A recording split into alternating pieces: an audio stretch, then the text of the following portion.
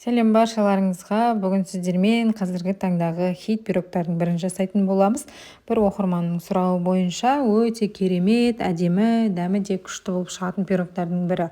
Алдымен жұмыртқамызға шекерімізді жақсылап араластырып аламыз. Миксермен араластырсаңыздар да болады, немесе венчикпен араластырсаңыздар да болады. Және де қаймағымызды саламыз. Қаймақ болмаса айран қолдануға болады. Анау айтқан қиындатудың қажеті жоқ. Және де ерітілген сары майымызды салсаңыз болады. Жақсылап араластырып аламыз. Біздің массаларымыз бірігу керек. Осының үстінен ұнымызға разрыхителімізді және де ванильді салып жақсылап араластырып алатын боламыз. Міне біздің тестамызбен сұйық массамыз, то есть ұнымызбен біркелкі болу керек. Ешқандай іртік қалмау керек. Міне осындай сұйықтық болады бізде, қыздар.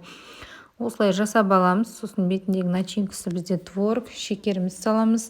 Және де 2 қасық қаймағымызды 3 қасық салсаңыздар да болады. Кукурузный крахмалымызды барлығын блендердің көмегімен езіп аламыз. Если сіздерде блендер болмаса, миксерлеп алсаңыздар да болады. Формаға құятын боламыз. Форманың диаметрі 27-де 18. Қараңыздар, барлық шетіне бірдей етіп құйып алатын боламыз.